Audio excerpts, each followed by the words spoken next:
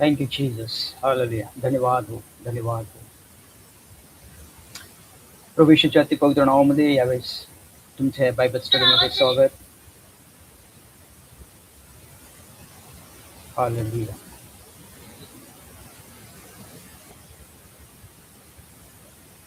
तो जगला आणि एक विश्वासाचं पात्र म्हणून देवाच्या सेवेसाठी कसा तो तयार झाला आणि त्याच्या जीवनातून आपल्याला बऱ्याचशा गोष्टी त्या ठिकाणी शिकावयास मिळतात की जोसेफ हा लहान असतानाच त्या ठिकाणी वचन सांगतं उत्पत्ती 37 मध्ये की जो योसेफ 17 वर्षाचा असता आपल्या भावांबरोबर कळप चालित असे, तो आपला तो मुलगा आपल्या बापाच्या स्त्रिया म्हणजे बिल्हा व झिल्पा यांच्या मुलांबरोबर असे, तेव्हा त्याने त्यांच्या दुर्वर्तनाविषयी खबर आपल्या बापास दिली. ज्या दोन दासी बिल्हा आणि झिल्पा यांचे ते मुलं आपण त्या ठिकाणी पाहिले, जे गाद व आशेर आणि पद आणि दुसरा दान आणि नफ्ताली, हे त्यांचं वर्तन जे होतं ते दुर्वर्तन, त्यांचे कॅरेक्टर त्या ठिकाणी व्यवस्थित नाही असं वचन त्या ठिकाणी आपल्याला सांगतं. आणि ते जे काही दुर्वर्तन करत होते, चुकीचं करत होते, त्या सर्व गोष्टी योसेफ आपला बाप याकोब याला सांगत असे. आणि वचन त्या ठिकाणी सांगतं की इस्रायल म्हणजे याकोब आपल्या सर्व मुलांपेक्षा योसेफावर फार प्रीती करत असे, कारण तो त्याच्या म्हातारपणाचा मुलगा होता. त्याने त्याचसाठी पायघोळ झगा केला होता.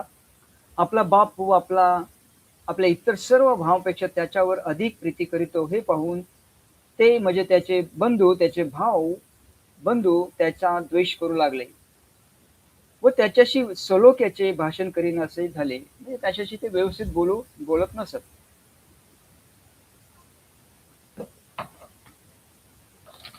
मग एक स्वप्न, यशोपाला एक स्वप्न पडलं, जो त्या ठिकाणी वचन आपल्याला सांगतं. आणि ते स्वप्न त्याने सांगितले तेव्हा तर ते त्याचा अधिकच द्वेष करू लागले. कोण? जे योसेफाचे बंधू, जे त्याचे भाऊ होते, ते त्याचा द्वेष करू लागले. तो त्यास म्हणाला, मला पडलेले स्वप्न ऐका. त्याचे जे भाऊ आहेत, त्याच्या या स्वप्नाच्या संदर्भात त्याला काही त्यांचं देणं घेणं नव्हतं, त्यांना काही इंटरेस्ट नव्हता. परंतु एक लहान बंधू म्हणून हे त्याचं स्वप्न त्या ठिकाणी ऐकत होते. पहा, आपण शेतात पेंढ्या बांधित होतो. योसेफ आपलं स्वप्न त्यांना सांगत आहे. पहा, आपण शेतात पेंढ्या बांधित होतो. तो माझी पेंढी उठून उभी राहिली, तेव्हा तुमच्या पेंढ्या माझ्या पेंढी सभोवती येऊन उभ्या राहिल्या व त्याने तिला नमन केले. हे ऐकून त्याचे भाऊ त्यास म्हणाले, काय तू आम्हावर राज्य करणार? तू आम्हावर सत्ता चालवणार? आणि त्याच्या स्वप्नामुळे व भाषणामुळे तर ते त्याचा अधिकच द्वेष करू लागले. एक तर त्याच्यावरती ते अगोदरच द्वेष करत होते, त्याचा राग करत होते, कारण याकोब त्याच्यावरती अधिक प्रीती करत होता. आणि आता हा योसेफ, तो 17 वर्षाचा असताना त्याला जे स्वप्न पडलं, तो आपल्या तो भावाला सांगत आहे. आणि जे स्वप्न त्याने ऐकलं ते त्यांना कळून चुकलं की योसेफाला पुढे जाऊन आपल्यावरती राज्य करायचं आहे, आपल्यावरती हुकूमत गाजवायची आहे. आणि म्हणून ते त्याला म्हणतात की काय तू आम्हावर सत्ता चालवणार का? आणि या गोष्टीमुळे, या स्वप्नामुळे ते अधिकच दुखावले आणि ते अधिकच त्याच्यावर त्याचा द्वेष करू लागले. मग परत पुढे जाऊन वचन सांगते की पुढे त्याला आणखी एक स्वप्न पडले. तेही त्याने आपल्या भावास सांगितले. तो म्हणाला, पहा, मला आणखी एक स्वप्न पडले. ते असे की सूर्य, चंद्र व 11 तारे यांनी मला नमन केले. आणि तेच स्वप्न त्याने आपल्या बापास पण सांगितलं. तेव्हा त्याने हे आपल्या बापास व आपल्या भावास सांगितले. तेव्हा त्याचा बाप त्याला धमकावून म्हणाला, हे कसले स्वप्न तुला पडले? काय मी, तुझी आई व तुझे भाव हे भूमीपर्यंत लवून तुला नमन करण्यास तुझकडे येणार? त्याचे भाऊ त्याचा द्वेष करू लागले, पण त्याचे म्हणणे बापाने म्हणजे याकोबाने आपल्या मनामध्ये ठेवलं. त्याला माहिती होतं की काळाची देवाची कृपादृष्टी योसेफावरती आहे. आणि देव निश्चितपणे त्याच्यासाठी काहीतरी करू पाहत आहे ही गोष्ट याकोबाने जाणली, म्हणून तो जे काय त्यांनी स्वप्न सांगितले त्यांनी आपल्या मनामध्ये ठेवलं. आता या गोष्टी पुढे जात असताना आपण बघतो की काही कालानंतर योसेफाचे जे भाऊ होते ते सर्व त्यांचा जो व्यवसाय होता मेंढपाळाचा, ते आपले कळप घेऊन पुढे चारावायला शकेम्यास या ठिकाणी गेले. आता या ठिकाणी बरेच दिवस झालेलं होतं आणि याकोब योसेफास म्हणतो की मग इस्रायल म्हणजे याकोब योसेफास म्हणाला, तुझे भाऊ शकेमास कळप चारित आहेत ना, तर चल मी तुला त्याचकडे पाठवितो. तो म्हणाला, हा मी तयार आहे. योसेफाला मोठी उत्सुकता होती आपल्या भावांना भेटण्याची आणि त्याला मुक्त जीवन असं त्या ठिकाणी आवडत होतं. आणि या ठिकाणी आपण बघतो की त्याला पुढे त्याच्या जीवनामध्ये काय घडणार आहे याची सुतराम देखील किंवा शक्यता त्याला त्या ठिकाणी कुठल्या गोष्टीची नव्हती. आणि म्हणतो की हा मी तयार आहे. बापाने त्याच्या याकोबाने त्याला या गोष्टी सांगितल्यानंतर तो म्हणतो की मी तयार आहे, मी जायला तयार आहे माझ्या भावाने भेटण्यासाठी, तुम्ही मला पाठवा. आणि त्याने त्यास सांगितले, जा तुझे भाऊ बरे आहेत का काय आणि कळप ही ठीक आहेत का हे पहा आणि मला येऊन सांग. याप्रमाणे त्याने त्यास हेब्रोन खोऱ्यातून रवाना केले व तो शकेमास जाऊन पोहोचला. आता जाताना त्यांनी ठरवलेलं होतं योसेफाच्या भावाने की त्यांचे जे कळप आहे मेंढर वगैरे घेऊन ते शकेम या ठिकाणी जाणार आहेत आणि तिथपर्यंत योसेफ त्यांच्याकडे जाऊन पोहोचला शकेमास. परंतु त्या ठिकाणी वचन आम्हाला पुढे जाऊन सांगतं की तो तेथे रानात इकडे तिकडे भटकत असता एका मनुष्यास आढळला. तेव्हा त्याने त्यास विचारले, तू काय शोधित आहेस? पहा या ठिकाणी मी काल रात्रीच योसेफाची जी स्टोरी आहे ती ऑनलाईन मी पाहिली आणि त्यानंतर त्या स्टोरीमध्ये पुढे जात असताना ह्या गोष्टी घडत होत्या आणि या ठिकाणी जो एक मनुष्य त्याला आढळला की तो मनुष्य योसेफाला विचारतो की तू कोणाला शोधत आहेस? तू काय शोधित आहेस असं तो त्याला विचारतो. तेव्हा योसेफ त्याला म्हणाला की मी आपल्या भावांना शोधित आहे, ते कोठे कळप चारित आहेत तेवढे मला सांगा. तो मनुष्य म्हणाला, ते येथून निघून गेले आहेत. आता पण ते शकेमात या ठिकाणी होते, परंतु ते आता इथे नाहीयेत आणि आता ते इथून निघून गेलेत. आपण दोथाना जाऊ असे त्यास बोलताना मी ऐकले. शकेमातून दोथाम जे दुसरं जागा आहे त्या ठिकाणी जाऊन आपण आपला कळप चारू याचं बोलणं त्या व्यक्तीने त्या मनुष्याने ऐकलं. मग योसेफ आपल्या भावाच्या मागे गेला व त्यास दोथानात ते त्यास सापडले. परंतु या ठिकाणी एक महत्वपूर्ण गोष्ट आपल्याला दिसून येते की तो योसेफ शकेम या ठिकाणी जाऊन पोहोचला आणि जी व्यक्ती त्याला त्या ठिकाणी दिसली त्या व्यक्तीला त्याने विचारलं होतं की माझे बंधू या ठिकाणी कळप चारत होते, ते कुठे गेले तुम्हाला माहिती आहेत का? आणि ती व्यक्ती त्याला सांगते की त्यांनी असं असं बोलताना मी ऐकलं दोथान या ठिकाणी ते जाणार होते. आणि ज्यावेळेस जोसेफ ही गोष्ट ऐकतो आणि पुढे जाण्यासाठी निघतो आणि पुन्हा पाठीमागे वळून बघतो तेव्हा ती व्यक्ती त्याला त्या ठिकाणी दिसत नाहीये. ती व्यक्ती पुणे त्या ठिकाणी निघून गेल्याचं चित्र त्या ठिकाणी पिक्चराइज केलेलं आपल्याला दिसतं. आणि मग त्या ठिकाणी तो दोथान या ठिकाणी पोहोचला आणि या ठिकाणी पुढे गोष्ट आपल्याला दिसून येते की जोसेफच्या जीवनामध्ये काय घडणार आहे. आता त्याचे जे बंधू आहेत ते त्याच्यावरती सुरुवातीपासून रागावलेले आहेत, त्याचा द्वेष करत आहेत, कारण तो आपल्या बापाचा प्रिय पुत्र होता. शिवाय त्याला पडलेले जे स्वप्न होते ते देखील त्याने ऐकलेले होते. आणि आता त्यांच्याकडे जोसेफ येत असताना त्याने ते पाहिलं आणि तो जवळ येत आहे तोच त्यांनी ते ठरवलं त्या ठिकाणी आणि त्याने कट केला, की आता हा जो स्वप्नदर्शी आहे तो आपल्याकडे येत आहे. त्याला आपण आता ठार करायचं. त्याला एक ठार करू आणि खाड्यामध्ये टाकून देऊ. खाडी म्हणजे असा सूळ असणारा खड्डा, की त्याच्यातून म्हणून व्यक्तीला वरती येता येत नसे. आणि आपल्या बापाला सांगू, की कुठल्या एका हिंस्र पशूने त्याला खाल्लं आणि खोटं सांगू आणि गोष्ट आपण पचवू, लपवून ठेवू असं ते त्या ठिकाणी कट रचतात. परंतु हे जे सर्व प्लॅन करत होते, त्या प्लॅनमध्ये रऊबेन जो सर्वात मोठा ज्येष्ठ याकोबाचा पुत्र, तो त्या ठिकाणी नव्हता. त्याच्या कानी ही गोष्ट गेली, तेव्हा त्याने त्यांच्या हातातून त्यास सोडविले. तो त्यास म्हणाला, "आपण त्याला जीवे मारू नये." रऊबेन त्यास म्हणाला, "रक्तपात करू नका. या रानातल्या खाड्यात त्याला टाका, पण त्याचवर हात टाकू नका. कारण त्यांच्या हातातून सोडवून त्याला आपल्या बापाकडे परत पाठवून द्यावे." म्हणून तो असे म्हणाला. कोण? रऊबेन. त्याला त्याची इच्छा नव्हती, की योसेफाचं अशा रीतीने त्याला ठार करावं, त्याला खाड्यामध्ये टाकावं. त्याच्यावरती त्याची देखील आपल्या बापापर्यंत प्रीती होती. आणि त्या गोष्टी योसेफ त्यांच्या जवळ येत असतानाच त्या ठिकाणी त्या घडत होत्या. आणि आता जोसेफ त्यांच्या भावापाशी येऊन पोहोचला आणि त्यांनी पाहिलं, की जो सुंदरसा झगा त्याच्या बापाने दिलेला, योसेफाच्या, याकोबाने दिलेला, तो झगा घालूनच तो त्याच्या ठिकाणी गेलेला आहे. आणि तो त्याच्या अंगात पायघोळ झगा होता, तो त्याने काढून घेतला. याकोबाचा प्रिय पुत्र आणि म्हणून याकोबाने त्याच्यासाठी खास झगा बनवलेला होता. तो झगाच घालून तो त्या ठिकाणी गेलेला होता.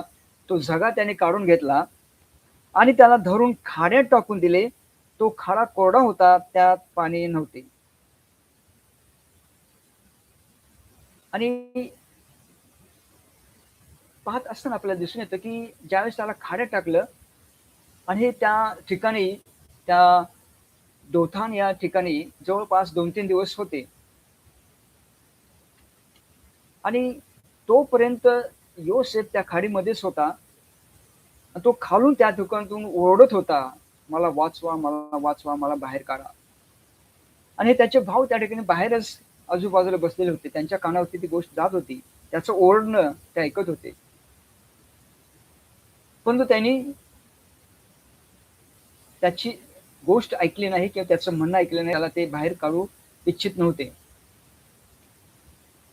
आणि मग पुढे काय झालं, की ते आपली शिदोरी म्हणजे उघडून खात असताना इश्माएली लोकांचा एक तांडा त्यांना येताना दिसला. आणि एक काफला त्याला म्हणतात, म्हणजे तांडा किंवा ग्रुप असे 5-6 जणांचे उंटावर बसलेले लोक होते. आणि ते उंटावर आपला मसाला, ऊद व गंधरस लावून गिलादा होऊन मिस्रात जात आहेत असे त्यास दिसले. तेव्हा यहूदा आपल्या भावास म्हणाला, "आपण आपल्या भावास ठार मारून त्याचा खून छपविला तर काय लाभ? चला आपण त्यास इश्माएली लोकांस विकून टाकू. आपण त्याचवर हात टाकू नये, कारण तो आपला भाऊ आहे, आपल्या हाडामांसाचा आहे." हे त्याच्या भावास पसंत पडले.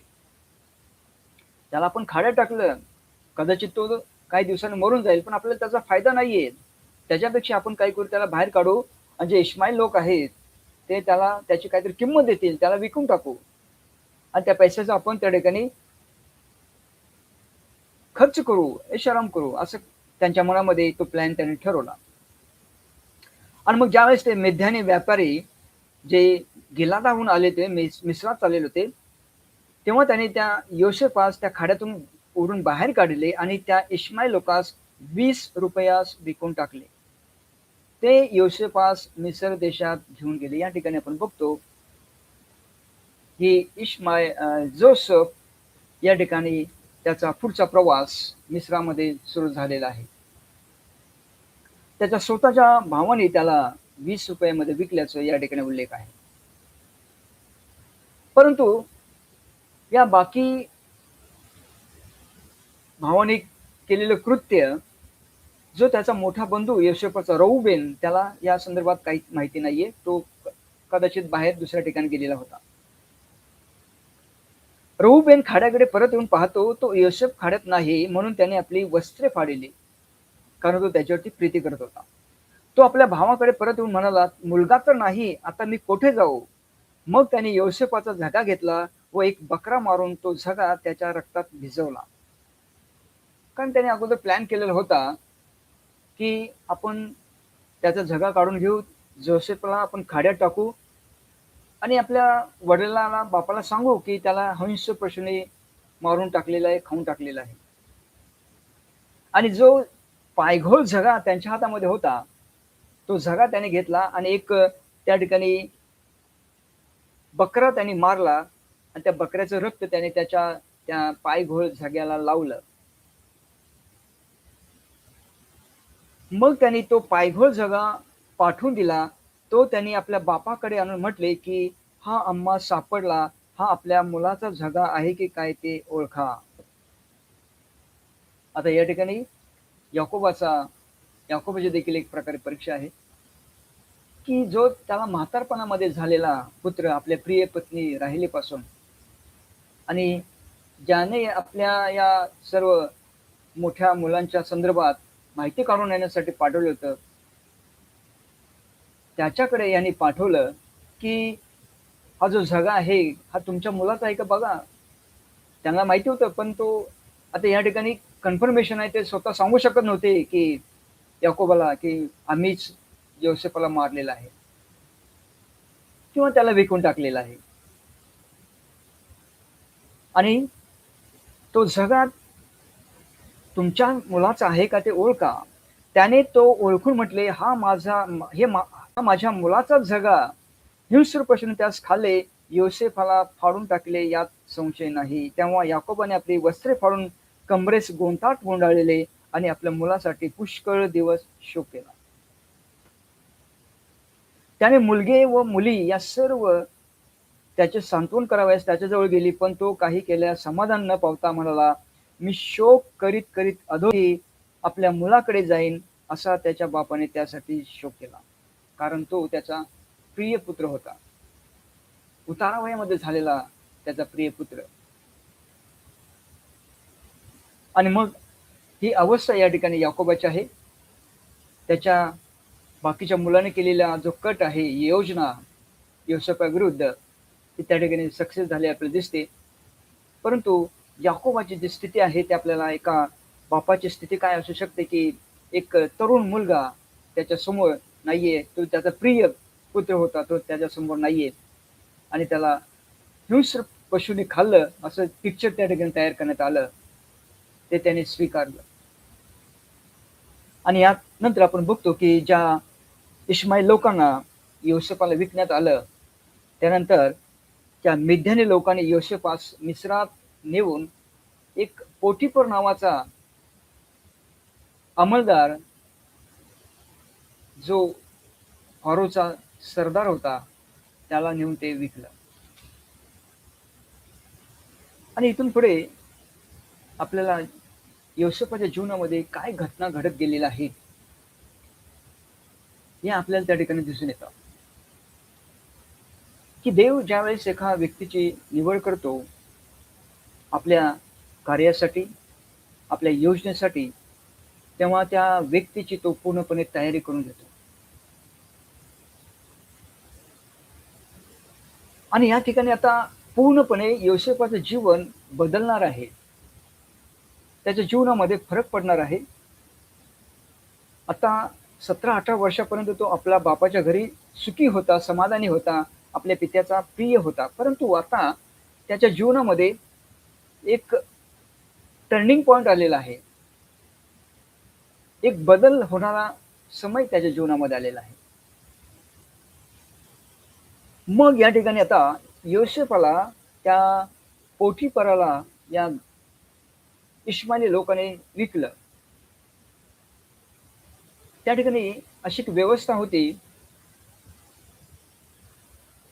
मिस्रामध्ये, की त्या ठिकाणी सर्व जे दास, गुलाम ज्यांना विकण्यात येईल असे ते सर्व त्या ठिकाणी खाली असत आणि वरून असे लोक की जे खरेदी करणार होते असे त्या ठिकाणी पिक्चर असेल, अशी त्याची ठिकाणी त्या ठिकाणी व्यवस्था होती. आणि तो दास व्यक्ती, गुलाम व्यक्ती त्या ठिकाणी फिरत असे किंवा एकेकाला समोर आणून समोर उभं करत असे, तेव्हा जे वरून पाहणारे लोक असत, ते त्या ठिकाणी त्याची निवड करत, की हा अमुक-अमुक गुलाम मला पाहिजे आहे. मग तो खाली येऊन त्या गुलामाचे दात बघणार, त्याचे सर्व शरीराचे अंग कसे काय व्यवस्थित आहेत का? तो आपल्या घराच्या कामासाठी योग्य आहे का? मजबूत आहे का? या सर्व गोष्टी तपासूनच मग त्या ठिकाणी त्या व्यक्तीची, त्या गुलामाची त्या ठिकाणी खरेदी केली जात असे. ही प्रथा फार पूर्वीपासून इस्रायलाच्या संदर्भात, इस्रायल लोकांच्या मध्ये, मिस्र लोकांच्या मध्ये त्या ठिकाणी आपल्याला दिसून येते. आता इकडे योसेफास मिस्रात नेले तेव्हा ज्या इश्माईल लोकांनी त्यास तेथे नेले होते, त्याचपासून त्यास पोटिफर नावाच्या एका मिस्राने विकत घेतले. तो फारोचा एक अंमलदार असून गारद्यांचा सरदार होता. कोण? पोटिफर. आता या ठिकाणी पोटिफराला एक विशेष गोष्ट दिसून आली, की परमेश्वर योसेफाबरोबर असल्या कारणाने तो यशस्वी झाला. तो आपल्या मिस्री धन्याच्या घरी असे. पोटिफराने सर्व काही चेक केलं. योसेफाच्या शरीरावर त्याला पाहिलं. त्याचे नाक, डोळे, कान सर्व काही व्यवस्थित आहे. त्याचं शरीर, बांधा वगैरे सर्व काही त्याने त्या ठिकाणी पाहिलं. मग त्याने त्याला चॉईस केलं. मग त्याला त्या ठिकाणी खरेदी केलं आणि आपल्या घरी नेऊन त्याने ठेवलं. आणि मी काल ते मूव्ही पाहत असताना त्या ठिकाणी जवळपास 20-25 जे गुलाम होते त्यांना घरी त्याच्या ते घेऊन जाताना दाखवलं. आणि ते जात असतानाच पोटिफराची जी स्त्री पत्नी आहे त्या वरच्या बाल्कनीमध्ये, वरच्या भागामध्ये ती पाहत होती की कोण कोण गुलाम तिथे त्या ठिकाणी येत आहे. आणि तो येत असतानाच योसेफ देखील त्या ठिकाणी आलेला आहे आणि तिने त्याला पाहिलेलं आहे.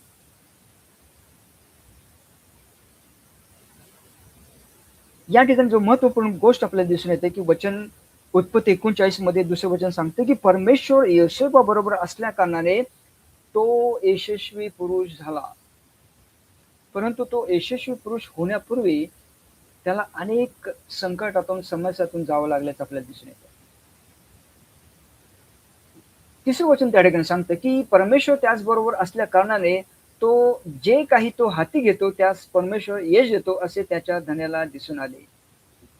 ही गोष्ट पोटिफराला दिसून आली की योसेफ जे काही आपल्या हातामध्ये घेतो ते पूर्ण करतो, त्यामध्ये आशीर्वाद आहे आणि ते पूर्ण होते. देव त्याला यश देतो, ही गोष्ट त्याला दिसून आली पोटिफराला. आणि मग योसेफावर त्याची कृपादृष्टी झाली. योसेफ त्याची सेवा करू लागला आणि त्याने त्याला आपल्या घरचा कारभारी नेमून आपले सर्व काही त्याच्या ताब्यात दिले. जे जे गुलाम त्याने नेऊन विकत घेतले होते त्यापैकी योसेफ हा दिसायला सुंदर होता आणि बांधे त्याला म्हणतात किंवा त्याचं शरीर बांधा चांगला होता आणि शरीरयष्टी चांगली होती आणि चांगलं दिसण्याशिवाय तो हुशार होता. त्याला अनेक भाषा त्या ठिकाणी अवगत होत्या. परंतु महत्वपूर्ण गोष्ट त्या ठिकाणी वचन आपल्याला सांगतं की देवाची योसेफावरती कृपादृष्टी त्या ठिकाणी होती. ही गोष्ट त्या पोटिफराला समजून आली आणि म्हणून त्याने आपल्या घराचा कारभार त्याच्या हाती सोपवला आणि सर्व काही त्याच्या ताब्यात दिले असं वचन सांगतं. आणि त्याने त्याच्या स्वाधीन आपले घरदार सर्व काही केले. तेव्हापासून योसेफासाठी परमेश्वराने त्या मिस्राच्या घरादाराचे कल्याण केले आणि त्याचे घरदार, शेतीवाडी या सर्वांस परमेश्वराने आशीर्वाद दिला. हालेलुया. एक देवाचा निवडलेला व्यक्ती, त्याच्याद्वारे देव कशा रीतीने समोरच्या व्यक्तीला, इतरांना देखील देव कशा रीतीने आशीर्वादित करतो, ही गोष्ट या ठिकाणी आपल्याला देवाचं वचन व्यक्त किंवा स्पष्ट करतो. की ज्यावेळेस देवाची कृपादृष्टी तुमच्यावरती असेल, देव तुम्हाला आशीर्वादित करतो शिवाय तुमच्या अवतीभोवती असणारे या सर्वांना देखील देव आशीर्वादित करतो. ही गोष्ट अत्यंत महत्वाची आहे, की आम्ही आमच्या देवाच्या दृष्टीने इतके महत्वाचे आहोत का? काय आम्ही देवाच्या दृष्टीने योग्य असे आहोत का? काय देवाची कृपादृष्टी आमच्यावरती होणे इतपत आम्ही देवाच्या संदर्भात काम करत आहोत का? आमचे विचार, आचार हे देवाच्या त्या संदर्भात आहे का? पहा, योसेफ हा देवाने निवडलेले एक पात्र होतं आणि त्याची जी काही गोष्ट आहे, जी कथा आहे, जे चरित्र आहे ते येशूशी संबंधित आहे. इक्वल आहे ॲज इट इज. तो एक त्याचं दार्शनिक स्वरूप त्या ठिकाणी आपल्याला दिसून येतं.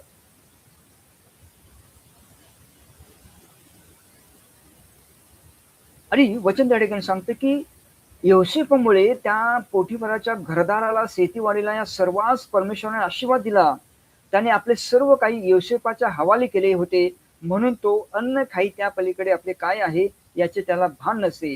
योसेफ हा बांधेसूद व देखणा होता.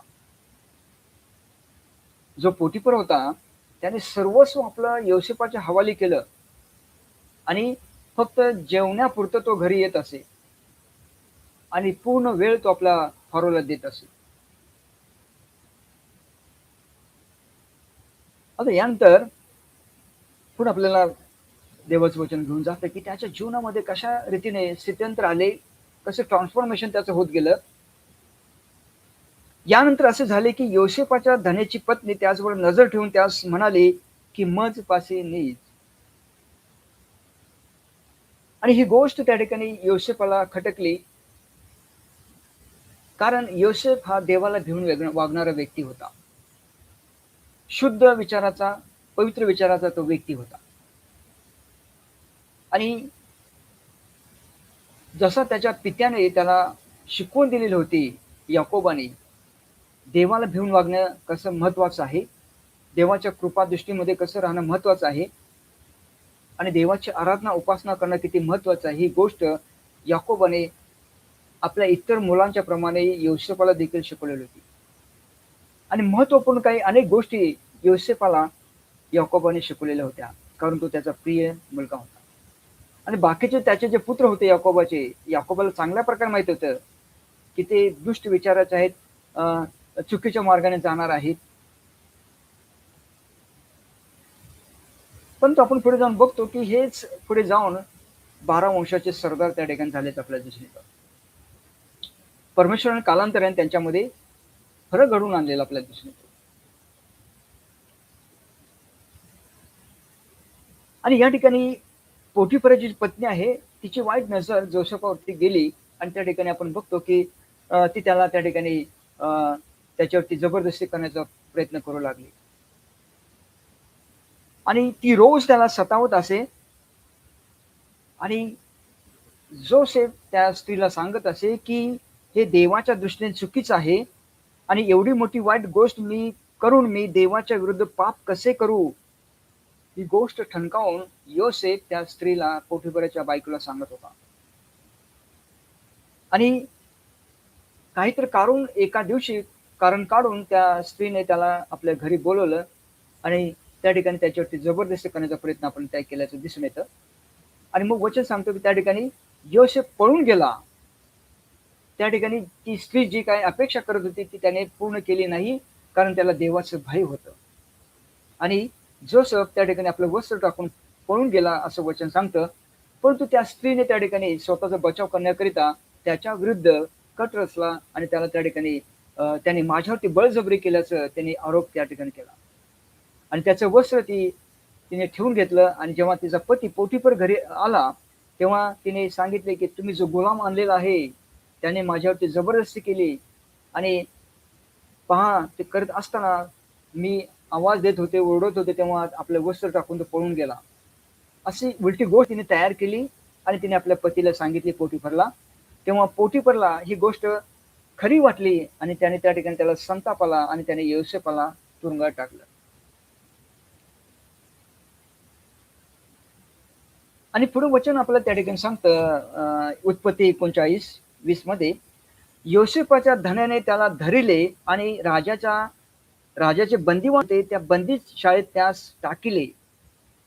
तो त्या बंदी शाळेत राहिला.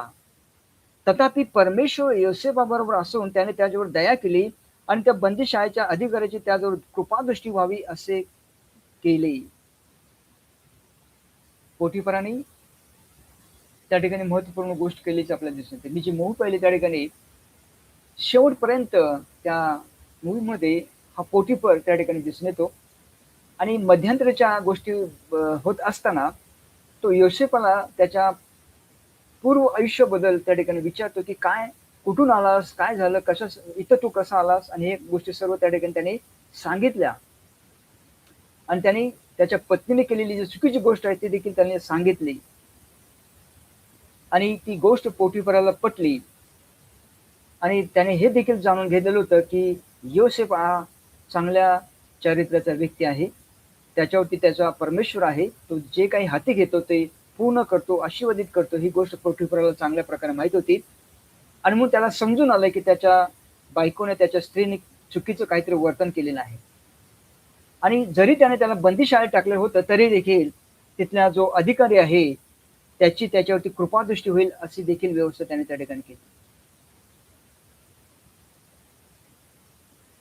आणि मग या बंदीशाळेच्या अधिकाऱ्याने त्या बंदीखान्यात असलेले सर्व बंदिवान योसेफाच्या स्वाधीन केले आणि तेथे जे काही ते करीत ते करून घेणारा तो असे.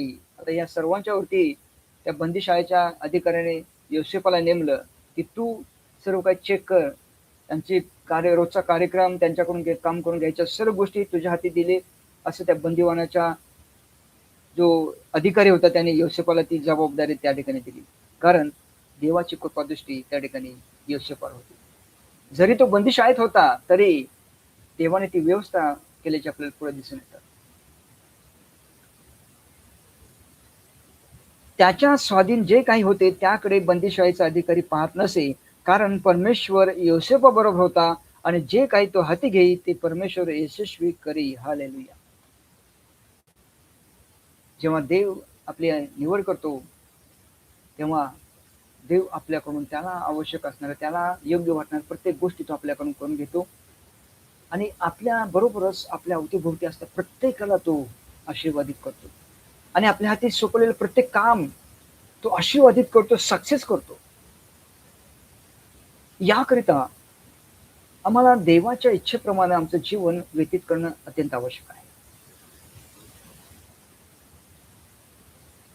कारण आपल्याला पुढे जाऊन दिसून येतं, की योसेफ जे काही काम आपल्या हाती घेईल ते देव यशस्वी करी, असं वचन त्या ठिकाणी सांगतं. कारण परमेश्वर योसेफाबरोबर होता आणि जे काही तो हाती घेई ते परमेश्वर यशस्वी करी.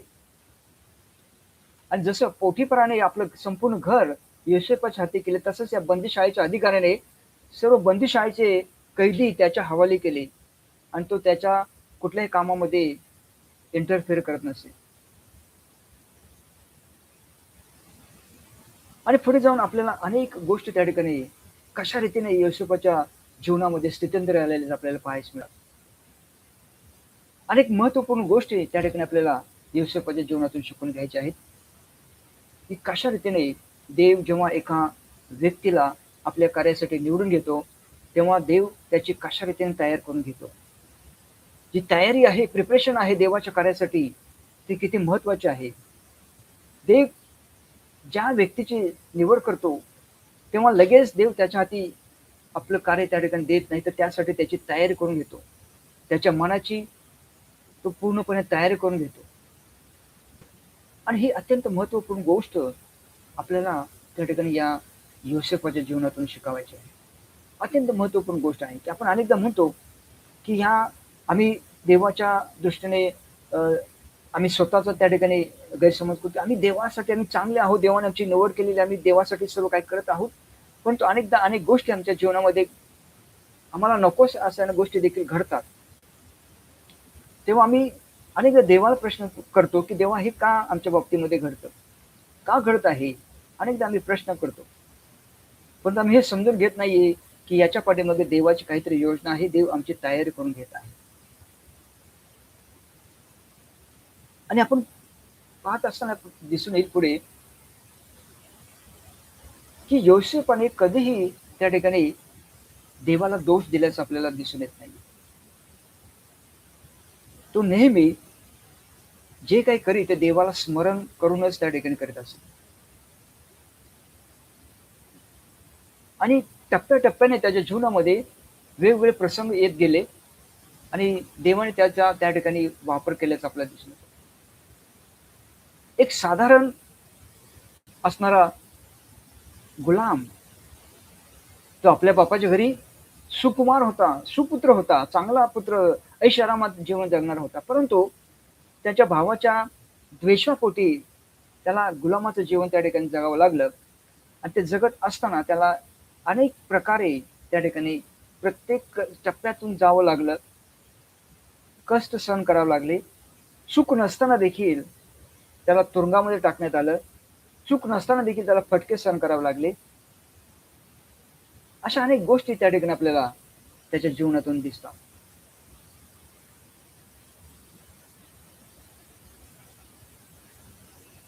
आणि म्हणून आम्हाला शिकण्यासारखी महत्वाची गोष्ट ही आहे की देव आमच्यातून काहीतरी वेगळं निर्माण करू इच्छित आहे. देव आम्हाला काहीतरी बनवू पाहत आहे. त्यासाठी आमची तयारी असणं ही महत्वाची गोष्ट आहे. आणि त्याकरिता आम्ही तयार असणं गरजेचं आहे. हीच महत्वपूर्ण गोष्ट आम्ही या देवाचे जे सेवक होऊन गेले, ज्यांना आम्ही विश्वासाचे महान नायक म्हणतो, त्यांच्या जीवनातून आम्ही शिकत आहोत की ती गोष्ट आम्ही आमच्या जीवनाला लागू करावी आणि आम्ही त्याप्रमाणे आमचं वर्तन करावं. त्याप्रमाणे आम्ही देवाच्या सर्व योजनेला आम्ही तयार असावं आणि देव आमची तयारी करून घेत आहे ही गोष्ट आम्ही समजून घेणं अत्यंत महत्वाची गोष्ट आहे. अनेक गोष्टी आम्ही करत असताना, सेवेमध्ये चालत असताना, विश्वासाच्या जीवनामध्ये चालत असताना अनेक गोष्टी आपल्या विरुद्ध घडतात, आमच्या मनाप्रमाणे घडत नसतात. परंतु आम्ही त्या ठिकाणी स्टेडी फास्ट म्हणजे स्थिर उभं असणं गरजेचं आहे. आणि म्हणून केवळ देवावरती आपली भिस्त ठेवून चालणं महत्वाचं आहे आणि देव जे काही करेल ते आमच्यासाठी योग्य असेल हा विश्वास ठेवून आम्हाला आमचं विश्वासाचं जेवण करून घेऊन जायचं आहे. कारण आम्हाला चांगल्या प्रकारे माहित आहे की देव जे काही आमच्या जीवनामध्ये घडू पाहत आहे ते कधीही चुकीचं असणार नाही.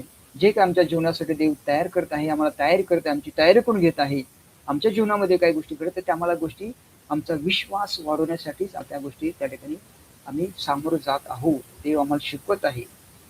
याकरिता आमच्या मनाची तयारी असणं अत्यंत गरजेचं आहे. बाकी या सर्व गोष्टी आपल्या जीवनामध्ये घडत राहतील कारण हे विश्वासाचं जीवन आहे. यामध्ये मायनस प्लस गोष्टी होत राहतात, परंतु आमचा विश्वास अशा रीतीने कधी आम्ही मायनस प्लस न होता आम्ही स्थिर विश्वासामध्ये राहणं या महत्वपूर्ण गोष्टी आपल्याला या देवाचे जे महासेवक होऊन गेले त्यांच्या जीवनात आम्हाला त्याच गोष्टी शिकवायच्या मिळतात. आणि मग पुढच्या वेळेस आपण योसेफाच्या जीवनातून अनेक महत्वपूर्ण गोष्ट किंवा ज्या घटना आहेत महत्वपूर्ण की त्याच्या जीवनाला कशा रीतीने त्या ठिकाणी देव तयार करत आहे, कंगोरे पाडत आहे किंवा एक ज्याप्रमाणे एका हिऱ्याला त्या ठिकाणी पैलू पाडतात आणि एक सुंदरसा हिरा तयार होतो त्याप्रमाणे योसेफाच्या जीवनामध्ये आपल्याला दिसून येतं. आणि अनेक गोष्टी त्या टप्प्याटप्प्याने त्या ठिकाणी आपल्याला दिसून येते की देव त्याची तयारी कशा रीतीने तयार करतो. एक मौल्यवान गोष्ट, एक मौल्यवान अधिकारी, एक मौल्यवान पात्र देव त्या ठिकाणी तयार करत आहे. त्याची तयारी देव कशा रीतीने करून घेतो ही गोष्ट आपण नेक्स्ट वीकमध्ये शिकूया. या ठिकाणी आपण थांबूया. देवाला धन्यवाद देऊया की त्याचा जो सेवक जोसेफ त्याच्या संदर्भात देवाने आम्हाला त्या ठिकाणी काही गोष्टी आज त्याच्या वचनातून विदित केलेल्या आहेत. जरी एक अनेकांना कथा वाटत असली परंतु त्यातून इन्स्पिरेशन घेणं, त्यातून काहीतरी शिकून घेणं हे अत्यंत महत्वाची गोष्ट आपल्यासाठी आहे. एक साधारण गोष्ट नाहीये. एक तो गुलाम आहे, त्यानंतर तो मोठा अधिकारी झाला, पण त्यातून तो कशा रीतीने त्यातून तो तिथपर्यंत पोहोचला, ते पोहोचण्याकरता त्यांनी काय किंमत मोजली ते समजून घेणं अत्यंत महत्वाचं आहे. या ठिकाणी आपण थांबूया आणि देवाला धन्यवाद देऊया की देवाने आपल्याला एक सुंदरशी वेळ दिली आणि या वेळेमध्ये देव आपली त्याच्या वचनासाठी तयारी करून घेत आहे आणि आमच्या मनामध्ये हे ओझं घालत आहे की आम्हाला देव त्या गोष्टी देवाने शिकवाव्या, त्या आम्ही स्वीकाराव्या आणि आमचं जीवन त्याप्रमाणे आम्ही करावं. याकरता देव आमची तयारी करून घेत आहे. याकरता आपण देवाला धन्यवाद देऊ. परमथोर आमच्या सेनाधीश परमेश्वरा, अब्राहम, इसाक आणि याकोबाच्या देवा, प्रभू परमेश्वरा, यावेळेस आम्ही धन्यवाद देतो. तुझ्या नावाला मी मान, महिमा आणि गौरव देतो या सुंदरशा वेळीकरिता. आणि प्रभू परमेश्वरा, ही सुंदरशी वेळ तुम्हाला दिली याकरिता आम्ही धन्यवाद देतो की या वेळेमध्ये प्रभू परमेश्वरा जे विश्वासाचे महान नायक, तुझे सेवक जे होऊन गेले प्रभू, आणि ज्यांच्या जीवनातून आम्ही शिकत आहोत की आमचं विश्वासाचं जीवन कशा रीतीने असायला हवं.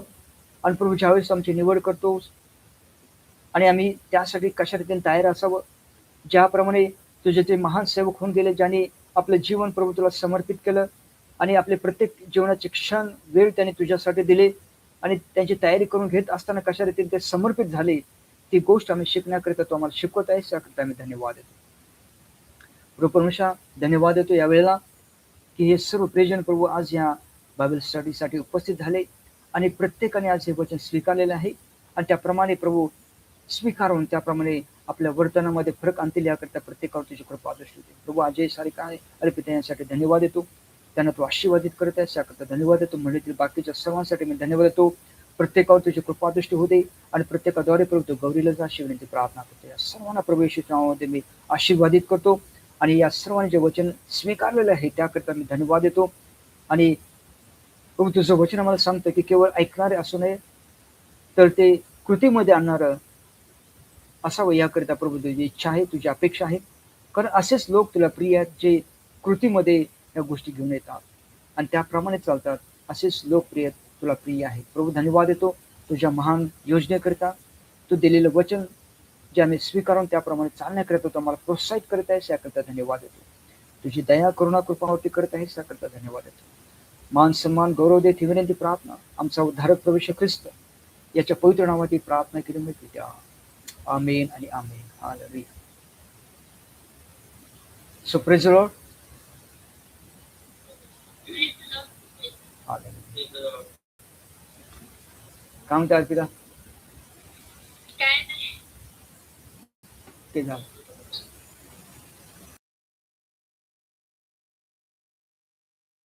ओके बाकी